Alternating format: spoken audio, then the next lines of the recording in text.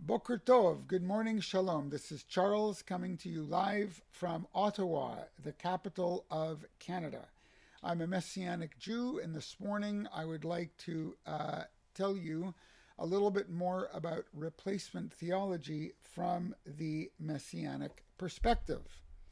Now, replacement theology is a term that's somewhat reviled in theology circles these days, and so they're softening it with terms like supersessionism or covenantal theology or fulfillment theology. But basically, all of these things result in the same thing, which is the obliteration of Israel as Israel in the scriptures, believing that Israel has been replaced by the church somehow and that Israel has no further function in the plan of God or role in the end times whatsoever. Now, sometimes one small detail coming to light can blow an entire concept apart. And today, what I'm going to do is I'm going to blow up theology, replacement theology, with one word. And that word is A-N-D, and. The word and. I'm going to use that word to blow apart this entire theology. And I want to first tell you, though, that sometimes verses in the Bible can be very hard to understand basically by the reader in the times they are in.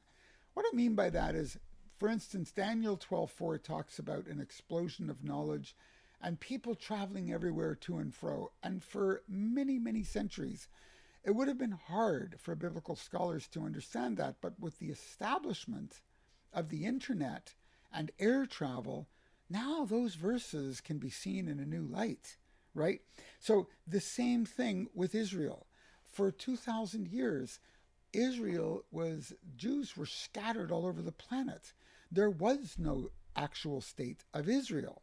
And so whenever we saw Israel in the Bible, the people, when they saw that, it was hard for them to equate that to a nation of Israel. But that miraculously changed.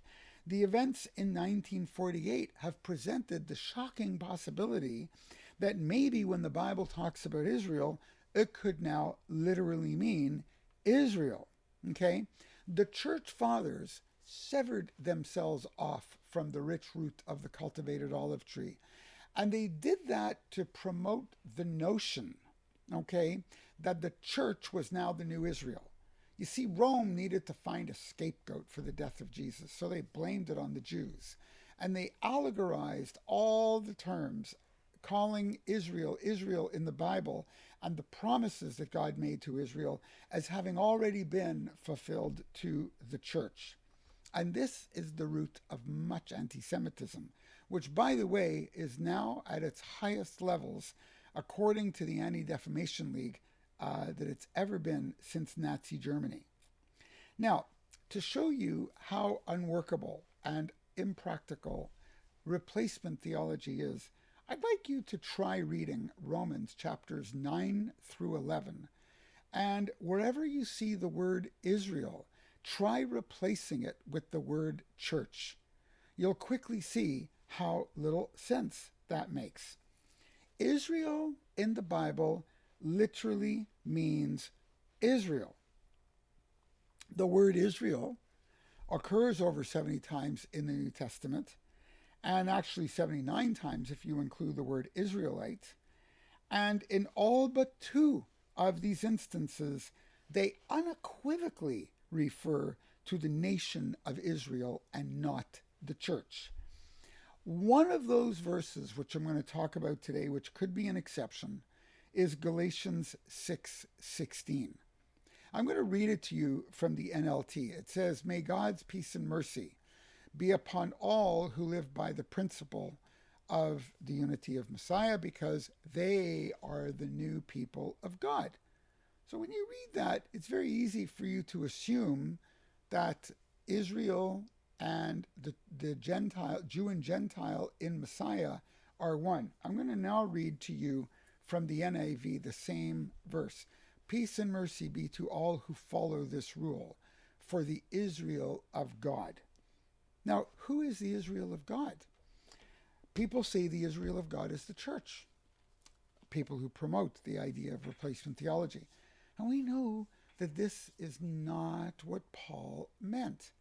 And it starts with a faulty understanding of Galatians 3, verse 28 to 29, that says that there is no more Jew or Gentile in the body of Messiah, no more slave or free, no more male or female. We're all one in the body of Messiah. And people use that verse to obliterate the idea that Israel retains her identity in Messiah and that the Israel has been replaced by the church. But that's not what Paul was saying.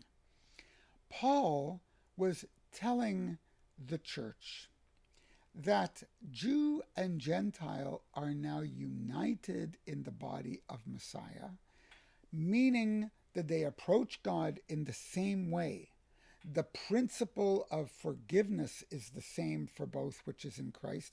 The principle of the indwelling of the Holy Spirit is the same for each. The principle of the gifting of the Spirit is the same for each.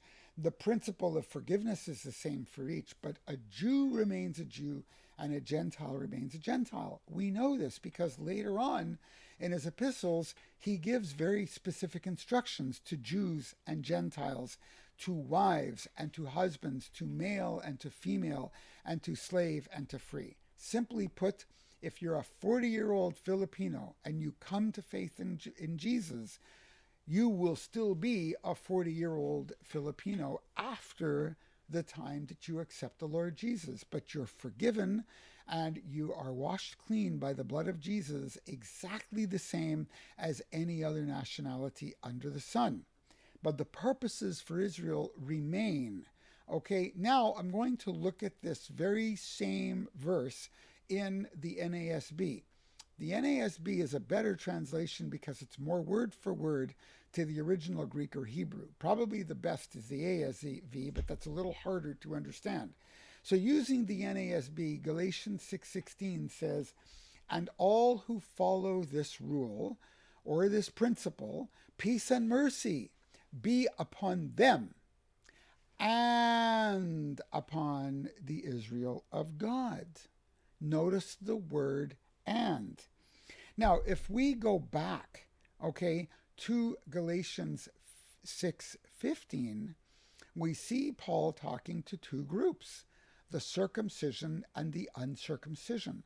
So what Paul is saying is that both groups who follow this rule of being forgiven and being made clean in Christ, peace and mercy be upon them, meaning the uncircumcision, and upon the Israel of God, which is the circumcision who believes. So the Israel of God is the Jews that are faithful to God, the remnant that Paul speaks of in Romans 11:4, who have come to a saving faith in Jesus. Okay? So if we look at what the text says in the original, in the Greek, we see that it has the word "and," which is key. Okay? Now the meaning of this key word in Greek has the sense of "and also." In other words, two separate things, not necessarily the same. In other words, even though the Greek text indicates that Paul was pronouncing peace and mercy to the followers of the way and also to the Israel of God, those who were translating the text decided it couldn't possibly mean that Paul wanted to bless the house of Israel as well as the Gentile followers of Yeshua. So they chose a far less common way of understanding the grammar, and they decided to lump the two together with no distinction. So while it's not technically correct to translate it with it in this manner, there are many reasons to stay with the standard meaning of the words Greek, key and or also, which is far more compliant. So again, looking at Paul's letter to the Galatians, he is really stressing that there is no need for Gentile believers to be circumcised or follow the law of Moses, but that salvation is through Yeshua alone for both Jew and Gentile. But this doesn't mean that Paul sees no distinction between Jew and Gentile, as a cursory look through the rest of the apostles will quickly show you this. When he says there is no male or female, he says by this he means both men and women have the same status before God through Yeshua. But of course, there remains a distinction between men and women after salvation and today. Similarly, Paul talks of both the church and Israel as separate entities many times. They do not blur into one, and there's no evidence that the two blended, that even the church blended the two until the early church fathers taught a faulty theology as of 160 AD. So replacement theology is not the way to go, okay? The proper theology is to really have a premillennial dispensational view which maintains the integrity and the distinction of Israel and the church, and understands that God has a role for the Gentiles and he has a role for the Jews. And yes, we are together, one in Messiah. We will be together in the millennial kingdom, and we will be ushered into the eternal state together. Blessings to all of you, Baruch Hashem, and blessings to your families. Blessings to Israel during this difficult time. Boker Tov, Shalom, have a great day.